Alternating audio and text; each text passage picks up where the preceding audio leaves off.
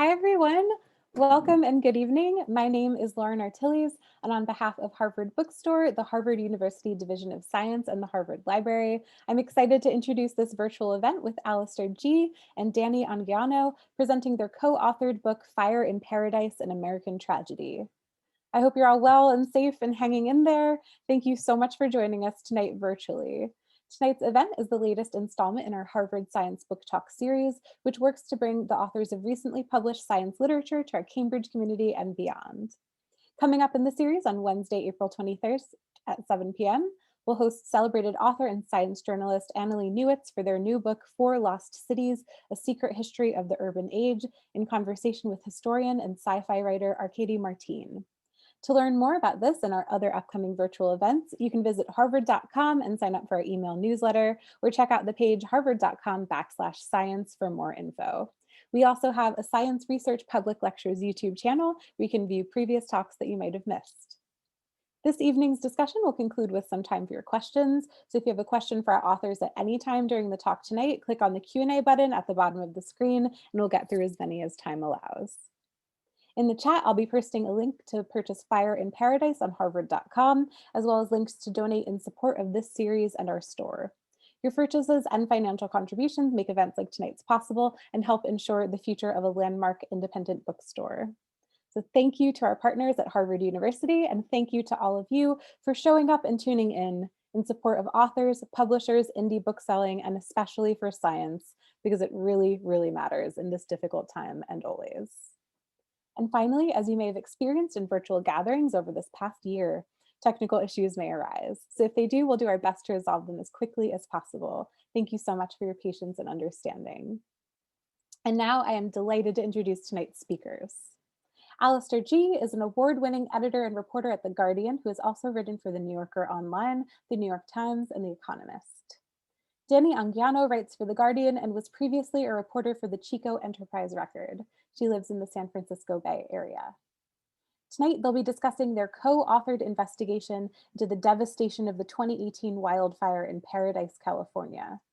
Covering both the science behind wildfires and the intimate, powerful stories of the people affected by the disaster, Fire in Paradise is a comprehensive look at the driving forces behind a cataclysm that, while unprecedented in its time, may be a frightening roadmap for the future of our Western landscape and beyond. Dan Egan says, G and Anguiano's on-the-ground reporting from California's deadliest wildfire is so riveting and evocative that you can almost smell the smoke, not just from the oaks and pines, but from all the scorched vinyl-sided homes, melted car tires, and exploding propane tanks. And Adam Higginbotham calls Fire in Paradise a gripping and meticulously reported account of how one California community was wiped from the map, and a terrifying bellwether of the mounting personal costs of the world's climate emergency. We are so pleased to be hosting them here tonight. The digital podium is yours, Alastair and Dani.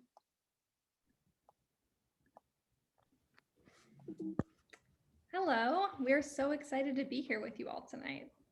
Yeah, hi there. Thank you so much for having us. Thank you to our hosts, the Harvard Bookstore, and we're delighted, as Dani said, to be here and tell you about our book, which is published in paperback tomorrow.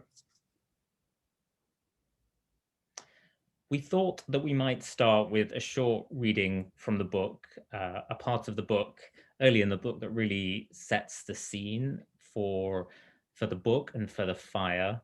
And then we'll talk a little bit about how we came to the book, and then we'd love to take some questions, and we'd love to answer any questions you may have about Paradise, about wildfires, about climate change, California in the West, and also what this coming fire season may hold for us. So I'll start, and then Dani will take over. We'll read for about 10-15 minutes, and as I said, this is an early chapter in the book.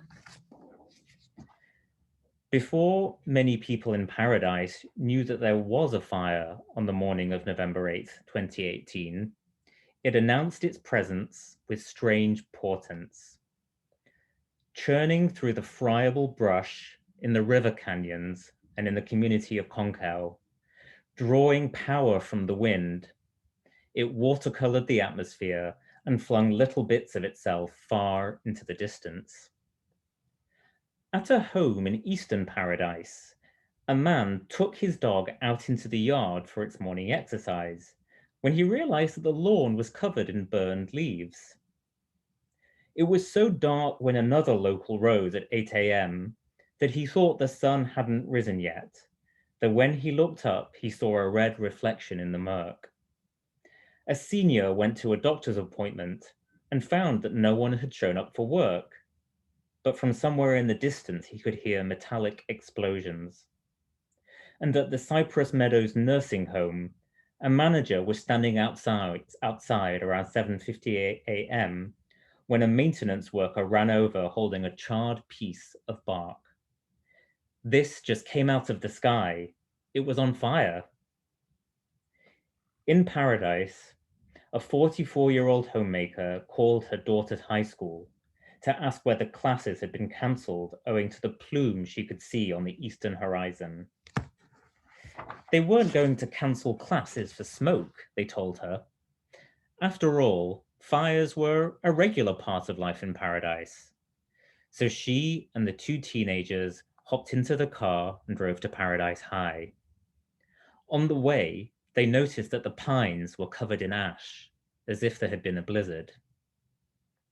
In Eastern Paradise, a former nurse was trying to motivate herself to get up out of bed when her 10-year-old daughter skipped into her room in raptures over the sunrise.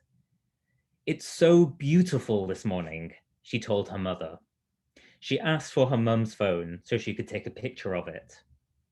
The 47-year-old, who struggled with a rare disease that caused pain so debilitating it had ended her career, forced herself out of bed to look at the dusky sky. When she opened the door to let the family's barking dog out, she saw that her garden was veiled with smog.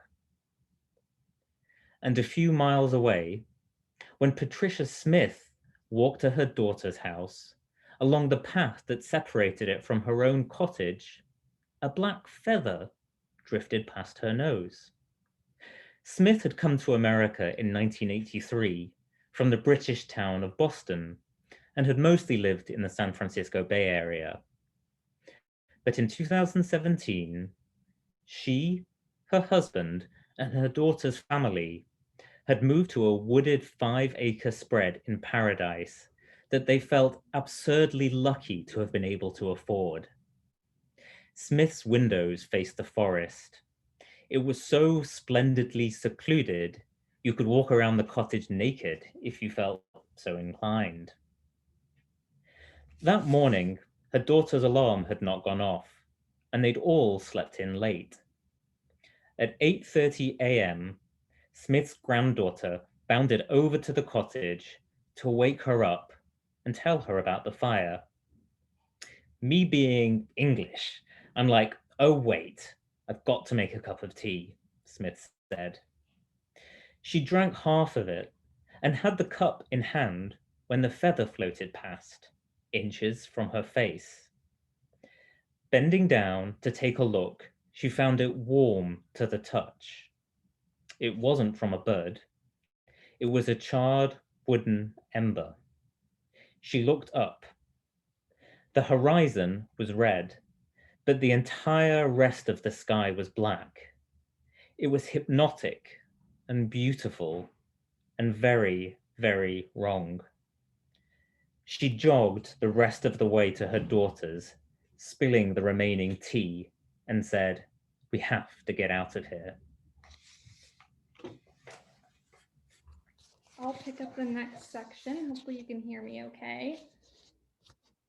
For the Paradise Police, these warning signs were a call to action.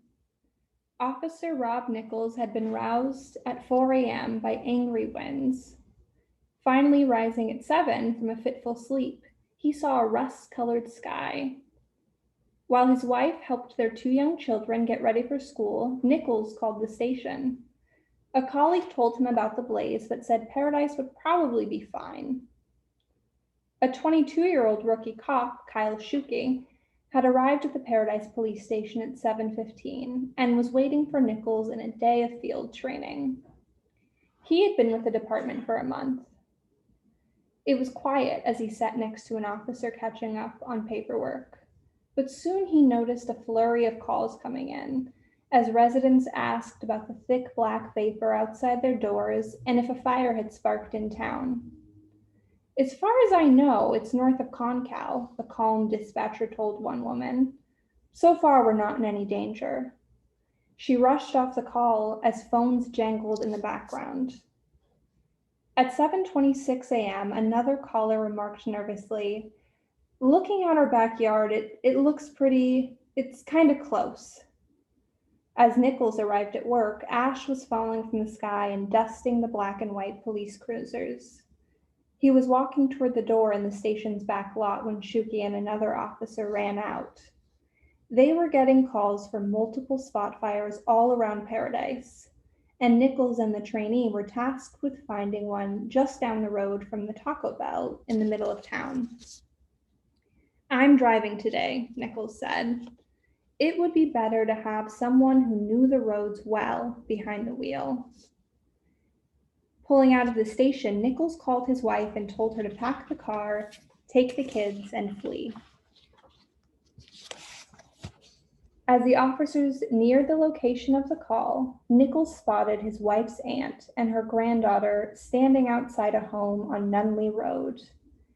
He pulled over and told them, "There's a big fire. You need to get out. You need to evacuate." Just a mile from the station, they found what all the auguries had been pointing toward. In awe, they stared at an 80-foot ponderosa pine that towered over a central neighborhood of about 30 homes. There was a fire burning around the tree in a wide circle. Nichols, who had spent a season fighting fires in his youth, knew that the area must have been hit by a firebrand. The flames were working their way up the trunk, and they were loud, making the dry bark and needles crackle like a fire on a camping trip. Embers were spewing into the air amid the surrounding homes and pines. Nichols and Shuki raced from the cruiser and jumped over a 4-foot chain link fence to get a closer look. The extinguisher Shuki had to hand was no match for the engulfed tree.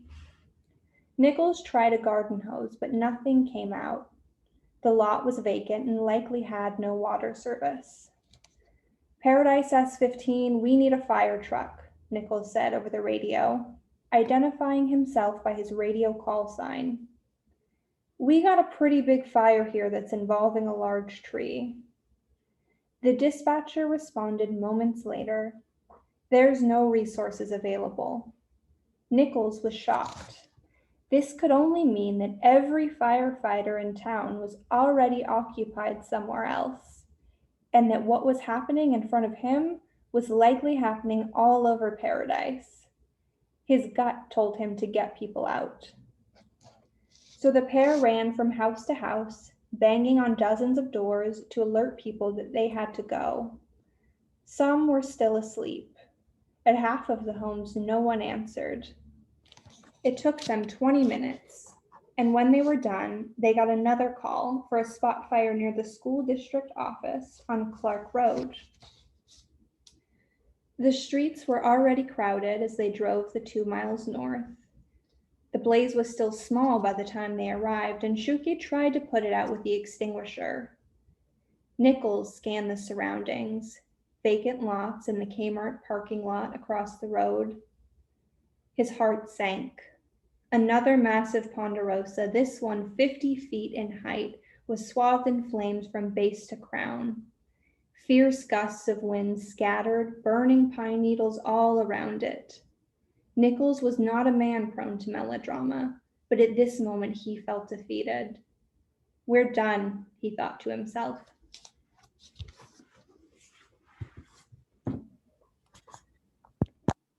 Dani and I thought that we might talk a little bit about how we came to the book and what the writing process was like for us. And then we'd love to take your questions. The context of this book is the increasing intensity of wildfires in California and in the West more broadly, and in fact, around the world, everywhere from Australia to the Mediterranean.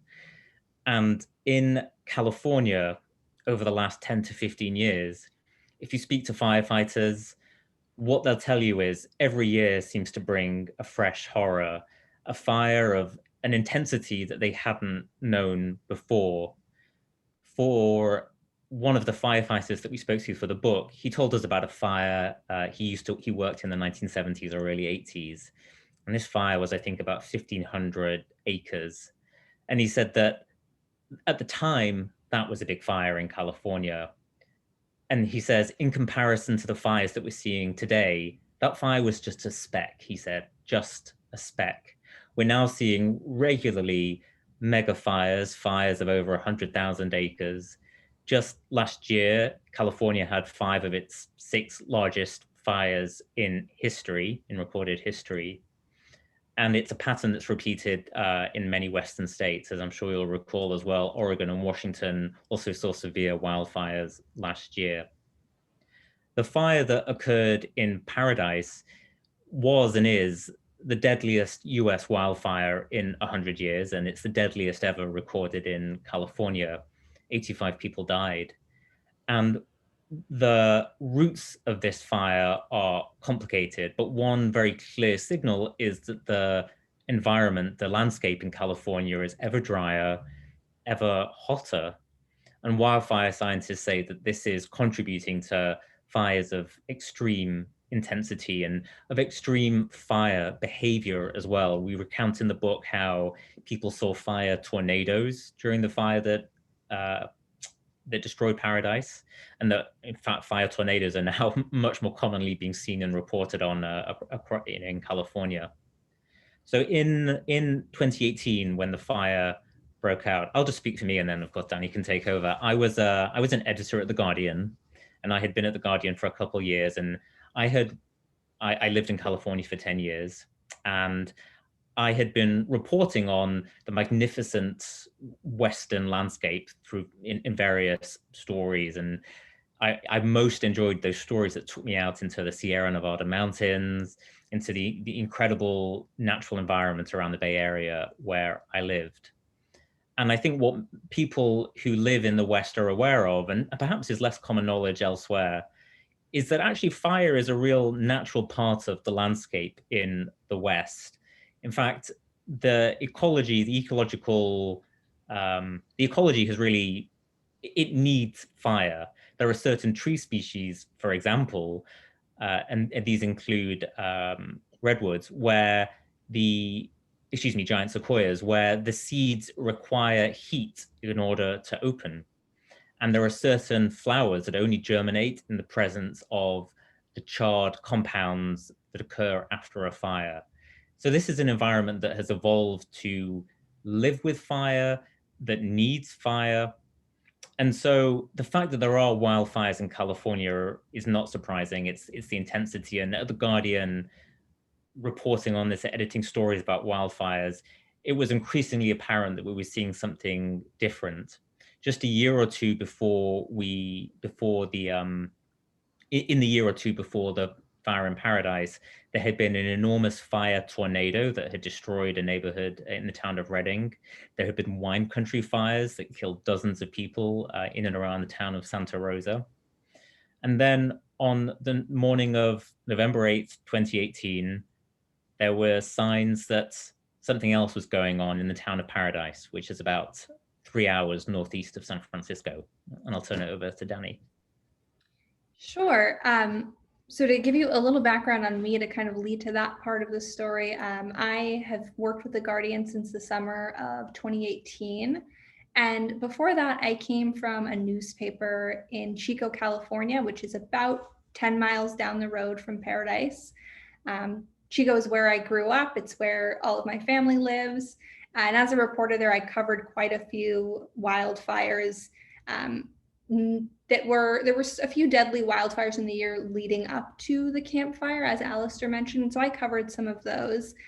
And in November, I had been with The Guardian for a few months when I went to work one morning and I started getting texts from my cousin asking me to pray for her hometown because there was a fire that she had heard about that was coming near Paradise. And knowing what I knew about Paradise, which was that it was a town with a larger proportion of retirees, of older people, a larger percentage of disabled people, and that the geography of the town means that it has limited ways in and out. It's on a ridge in the Sierra Nevada, and there are about 3 main roads that you can take to get down to the valley.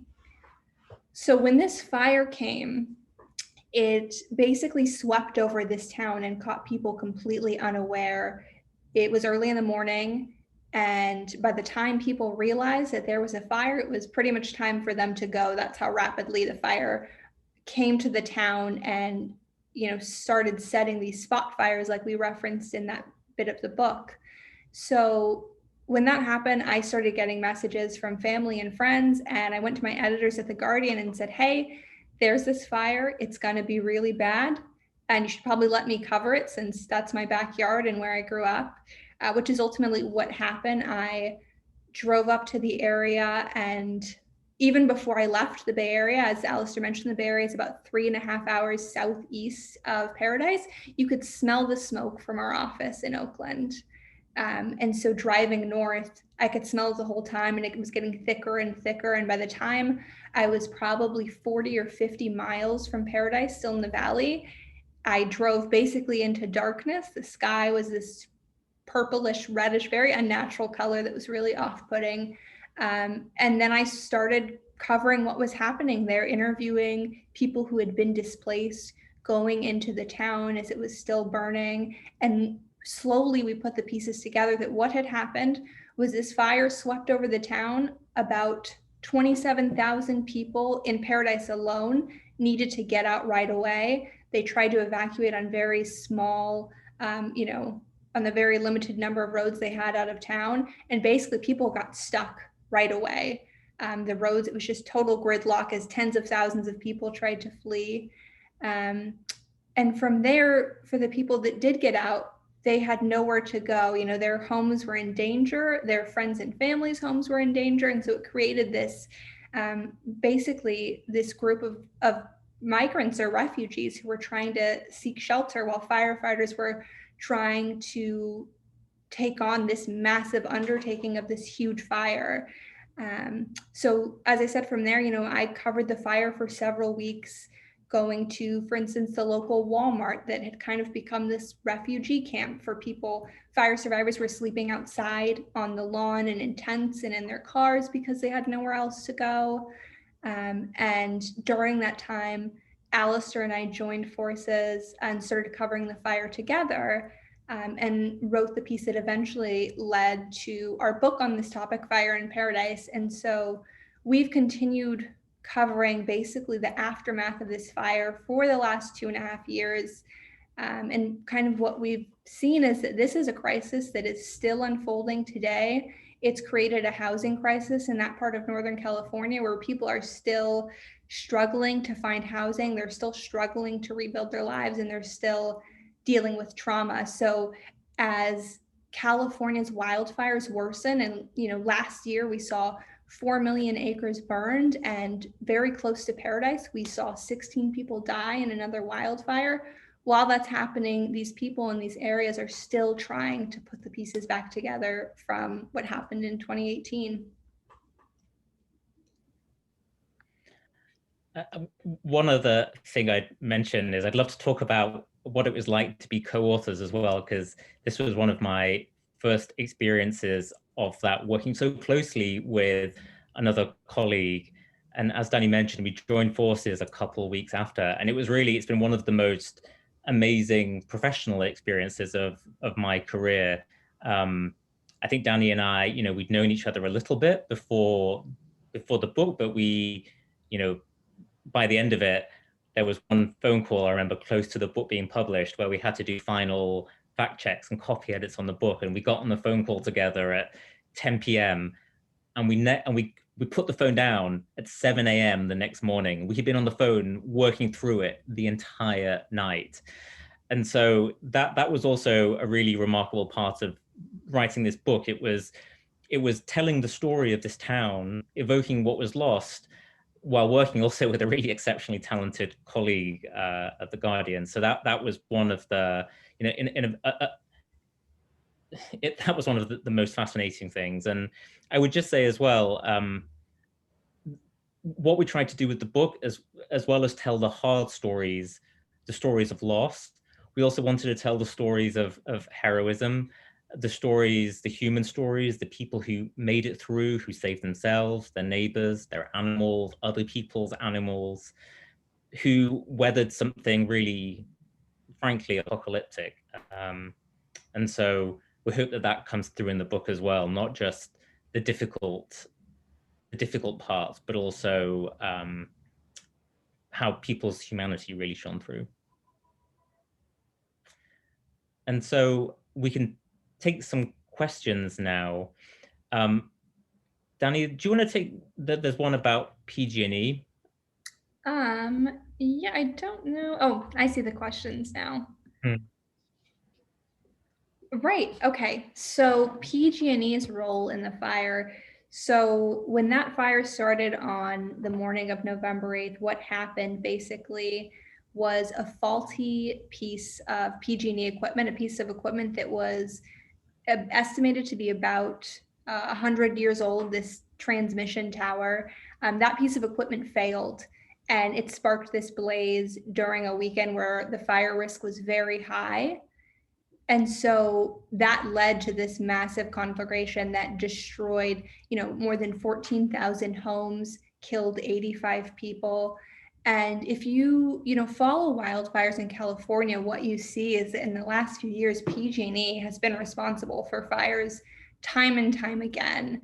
I think just about a week or two ago, a piece of their equipment was found responsible for another fire.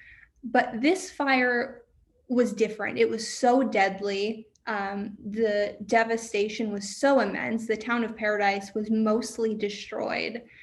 And so PG&E's role in that fire became clear pretty quickly. And essentially what happened from there is, PG&E was facing billions of dollars in liabilities. The utility was facing this reckoning of people asking why can't our utility companies not start fires, So what happened from there is PG&E declared bankruptcy. PG&E was sued by many of the people who survived the fire and relatives of people who did not. And where we are today, basically, is that PG&E has pled guilty to 84 counts of manslaughter. And they are now in the very early stages of paying the lawsuit, of settling the lawsuit. So victims are just starting to get the first bit of their settlements. And it's really a lifeline for a lot of people because, people are, as I said, still living in poverty. People lost everything and are also dealing with the trauma of having lost their town and their loved ones. So this settlement money that's coming in is very badly needed. And, time and time again, every fire season, people keep asking, well, what can we do to make PG&E safer? And in the last couple of years, PG&E has started doing these public safety power shutoffs, where essentially in areas that are, prone to fire and where the fire risk is going to be high, so meaning it's going to be, windy and dry, PG&E will just shut the power off. But what that means is that you have thousands of people kind of trying to scramble and live without power. In the last couple of years, tens of thousands of people have been affected by these. And it's often, again, people in poverty and people with disabilities who are really struggling when this happens. And actually, just to add to what Dani said, in our paperback, which comes out tomorrow, we have a new afterword that we wrote, and it rounds out the story of PG&E a little bit more, because after we published the hardback version, this raft of absolutely fascinating documentation and court proceedings came out that we really scrutinized, and it exposes a real criminal, well, the company was judged to be criminally liable, but the real astonishing recklessness of the company. I'm sure many people on this call will remember the movie Erin Brockovich, and it's PG&E, the electric utility, was also the company that was found responsible for polluting groundwater in a town in Southern California. And so it's a company with already a famous history of being reckless when it comes to safety. And the documentation that came out showed that, just to give you one example, previously power lines like the one that destroyed the town of Paradise had been inspected frequently from helicopters, and by, one person said sometimes we were so close on a helicopter that you could reach out and touch the power lines. And then after cost-cutting measures, after reviews of the safety program, 10 years later, none of that was happening. None of those inspections were happening. And as the questioner points out in their question, there's a fundamental conflict here for power companies like PG&E, which is owned by investors, although it has a public safety duty. And so there's always this conflict between it's expected to deliver a profit, to deliver returns to investors, and on the other hand, it's expected to invest in safety. But there's a fundamental conflict there. How can the power company customers be assured that it's investing everything in safety and not delivering returns to its investors? And that's a conundrum that I think has yet to be solved, although there have been countless suggestions around it, everything from breaking the company up to reforming the oversight board. But as of yet, there hasn't really been a solution.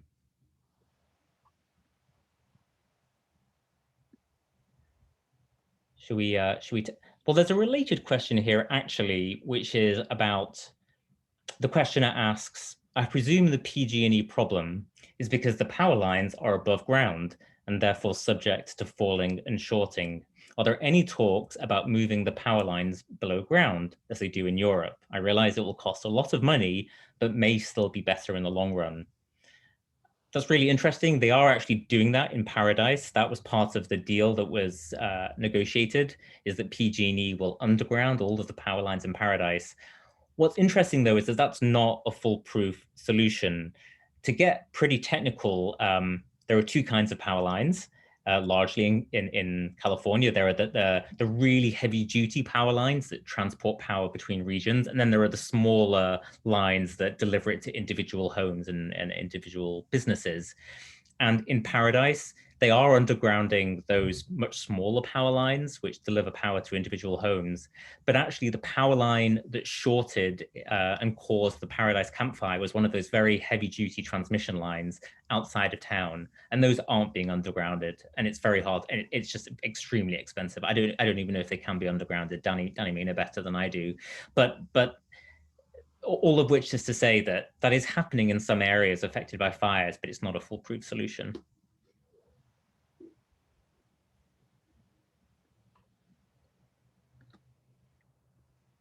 We have a question about the steps that California towns and counties are taking to prepare for the next fire season. So things are looking kind of grim going into this fire season. The analyses that fire scientists are doing are basically finding that fuels are very dry. California is not getting enough rain. And what's going to happen is these plants dry out and they become very flammable. So a lot of different towns and counties are preparing for this by doing kind of vegetation management projects, which is basically clearing out brush, clearing out dead trees.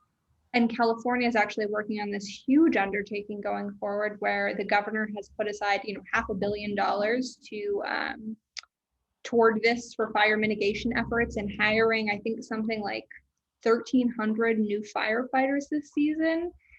And we'll see what happens going forward, and if that's enough. I think the experts that we have talked to basically say that one of the best tools we have in this is good fire. So basically using fire as a tool to try to clear out these overgrown dense forests. And that's something that they would really like to see more of introduced into the landscape. And actually what we saw last year is, even though so many millions of acres burned in California, some of the fire scientists we talked to actually say that some of those fires were good fires, right? They keep the landscape clearer and they prevent these mega fires from developing, or at least make them a lot less likely. So some different towns and counties are working on that as well. There's an interesting question here, which I'll read out. So much of our discussion about American catastrophes are shaped by the stunning lack of resources being directed towards the relief efforts. Could you talk a little bit about the official response to this fire? What did it look like? Was it adequate? And if not, what does disaster relief need to look like as the effects of climate change continue to grow? Well, there was an enormous relief effort here. Everything from the firefighting effort to FEMA getting involved. The firefighting effort itself was enormous. California has I think, one of the largest air firefighting fleets in the world that was deployed. Hundreds and hundreds of fire engines were on the scene, bulldozers, thousands of firefighters. I mean, this fire, although the town was largely destroyed in a single day, the fire itself didn't go out for about 2 weeks. And throughout that whole period, with the area blanketed in smoke, thousands of firefighters were out there in the wilderness trying to put this fire out. And there was, immediately following the fire, about 50,000 people were displaced from Paradise and the surrounding towns. And there was what I think you could call, without too much of a stretch, a climate change refugee crisis. These people were displaced by a climate-inflected wildfire, and many thousands of them were displaced. President Trump did visit the town, and in one of the more remarkable moments, he toured the town of Paradise. He was shown around by the mayor, the governor of California, then Governor Jerry Brown was there. And Trump went up in front of the cameras and said, "What a town, the town of pleasure." And then he said it again, "The town of pleasure." And the mayor of Paradise and others could be heard saying in the background, "It's paradise." Despite that remarkable exchange, FEMA, for instance, did get involved. It housed many thousands of people. And there are still, literally today, about 100 families still living in FEMA trailers. And so the response was hearty. There was also a very significant response from the private sector. Everything from celebrity chefs throwing elaborate Thanksgiving meals for fire victims about a week and a half after the fire, to people simply turning up in parking lots with taco trucks offering to help people. But I think the questioner is getting at a point which is really interesting, which is that we throw a lot of resources at recovery. Would those dollars be better spent in preventative measures instead? And I think there's no doubt, as Dani just mentioned, the question of preventing fires. You can't prevent fires. In fact, fires are like rain; they will occur. They're part of the landscape, as we said. But preparing the landscape for a gentler kind of fire, a fire that is more controllable, is, in my view, a much better spend of dollars. That's what we need to be investing in. The Paradise Fire was, in fact, the most expensive natural disaster of 2018. So undoubtedly, preventative measures such as introducing prescribed burns, which is you essentially go out on a day when the weather is gentle, and you burn away all the brush in a given area of forest, so that later, if another fire breaks out naturally by lightning or from a electrical transmission line, it's going to encounter this burned area and it'll slow the fire down. Those kinds of measures, experts say, are a much better way to spend the dollars. There is a really important question here about, is there any effort to relocate residents to other areas where the fire danger is much less than in Paradise, and should Paradise have been built in the first place? Well, to give you kind of my personal view as someone who grew up in Chico, I always knew Paradise as this more affordable community. It was a place where families and older people could live, and they knew their money was going to go a little further there than it would down in the valley. And so Paradise developed out of that, and both this desire to kind of live in the woods, live among the natural beauty of the Sierras. So I think regardless of of whether or not Paradise should have been built. People are going to live there, right? And what happens is the more people move there, you have this town kind of develop out of that. And so I think my view on this is not really whether people should live there or not, but really how can we give them the tools to live there safely? You know, if you're going to have a house in a fire-prone area, what can you do to make sure that your house is A, going to be safer in a fire, and B, not spread embers that are going to take out your neighbor's house? And what that has to do with is really taking care of your land. In some cases, doing these kind of like smaller prescribed burns that Alastair mentioned, not having stuff piled up around your house, making sure that your vents are secure so embers can't get in there. So there are things we can do to help people live safely there. And, you know, I think frankly, one of the issues too is just affordable housing. Even before this fire, housing in Butte County was getting very, very expensive, and it was pushing people further out into these rural, forested areas.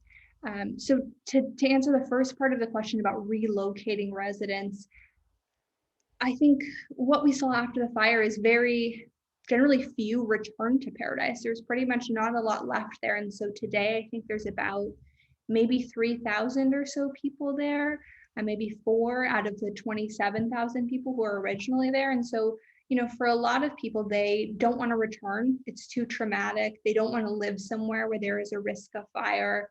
And so they've chosen to settle elsewhere down in the valley or move out of state.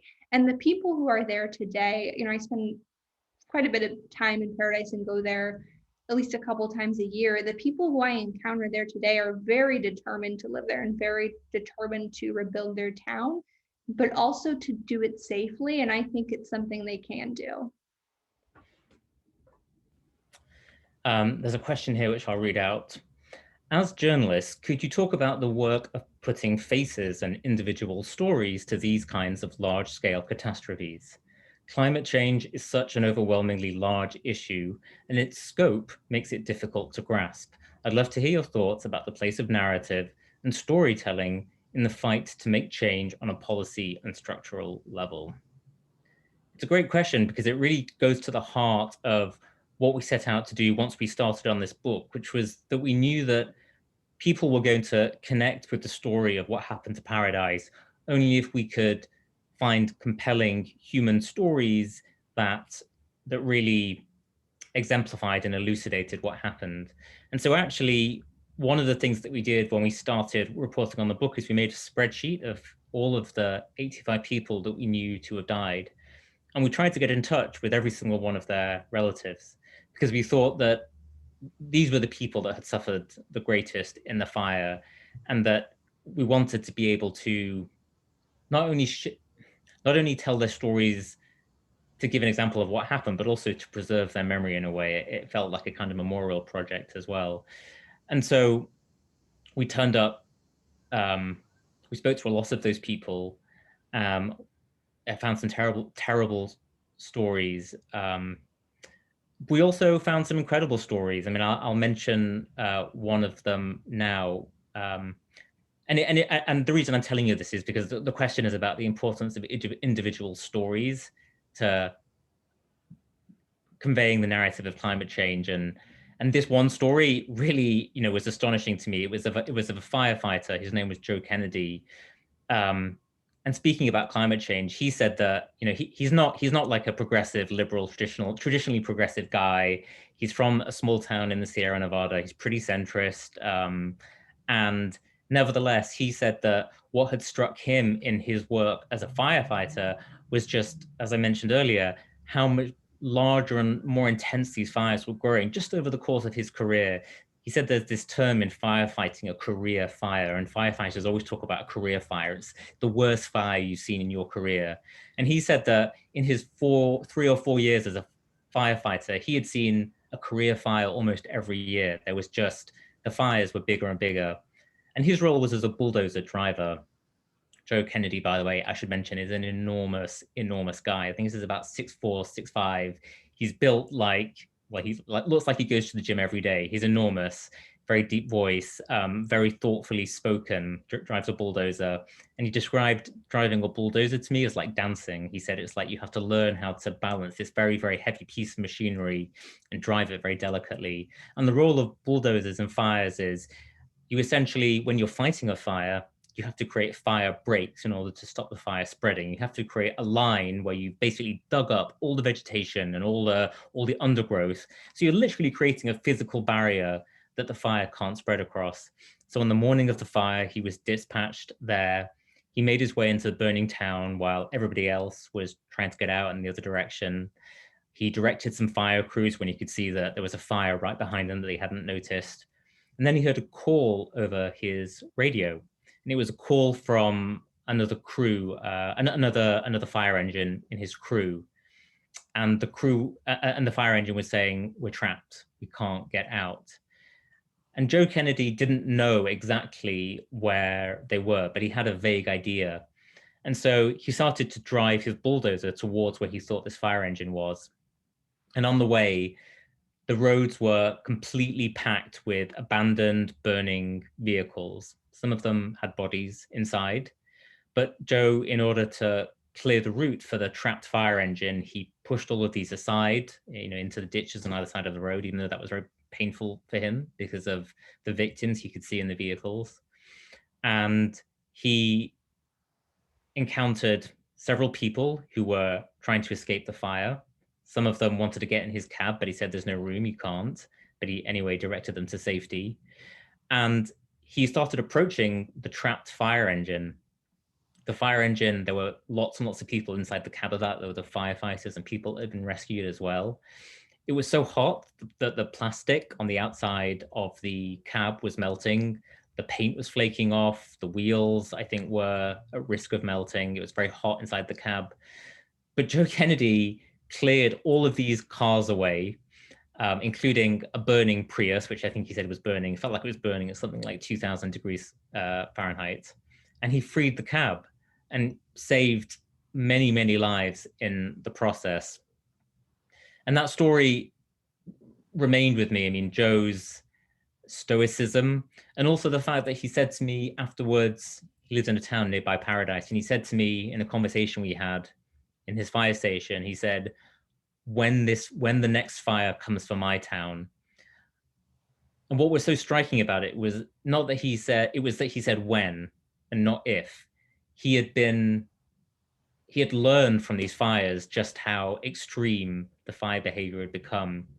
And so that's one way to circle back to the question now of how you convey climate change through characters. I think it's through people like Joe Kennedy, whose own experiences had illuminated for him what a precarious situation we were in, in California and in the nation as a whole, whether it's threats from wildfires, hurricanes, flooding, you name it. And so, Dani, you also had some amazing experiences with people we met.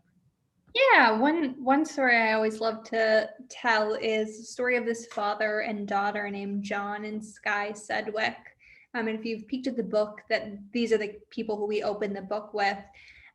John was a former volunteer firefighter, an 82-year-old who still hadn't yet retired.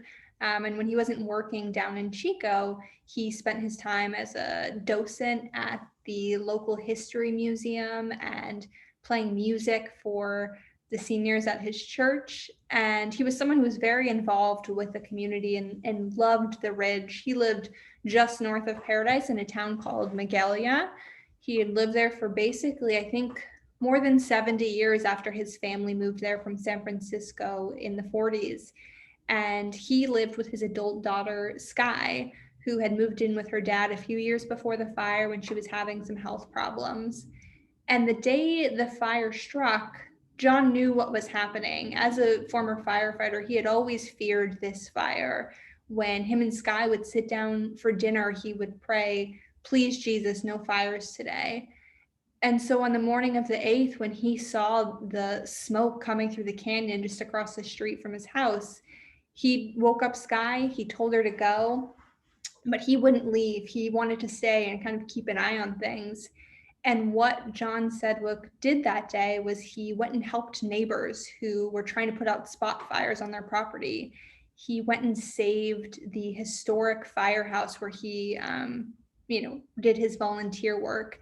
He spent his whole day just driving around his neighborhood trying to help people, and then also helping out-of-town firefighters who had driven up from the Bay Area but didn't know the roads very well. And so he would say, hey, I was just over here and I can tell like the flames are coming from here.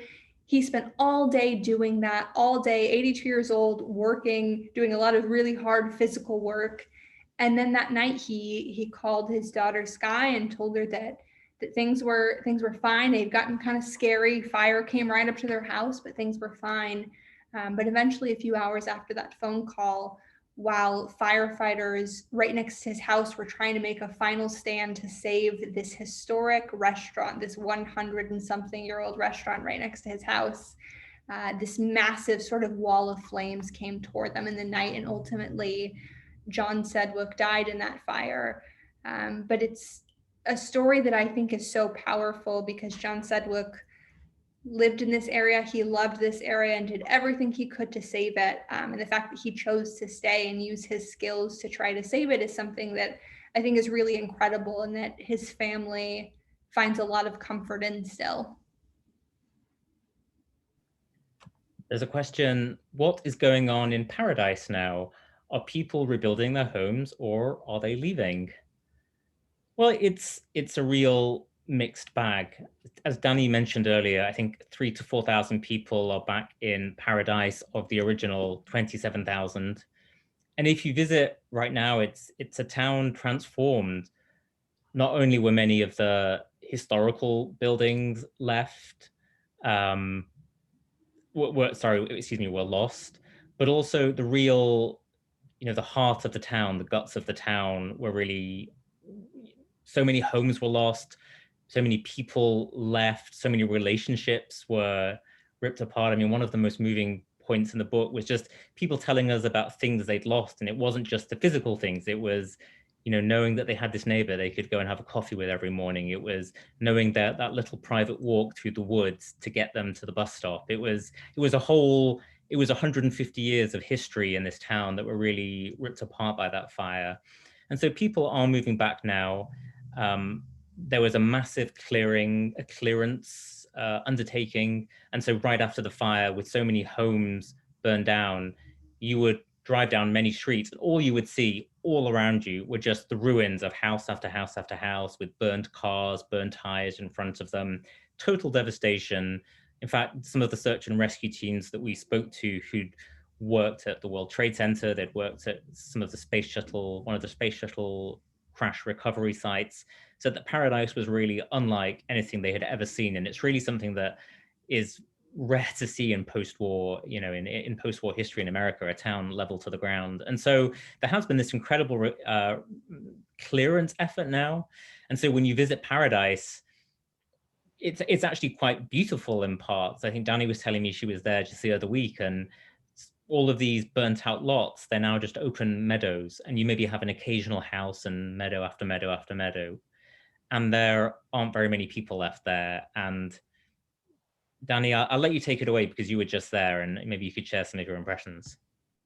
Yeah, one of the things that is so striking to me, having seen Paradise in its various stages after the fire, one still burning, smoldering cars, then sort of just the remnants of that, and then finally empty lots. Today, what stands out to me when I go to Paradise is just the emptiness. You have these blocks that are completely clear, and then you get little hints of the town that was, there's half a block of little shops and that sort of thing.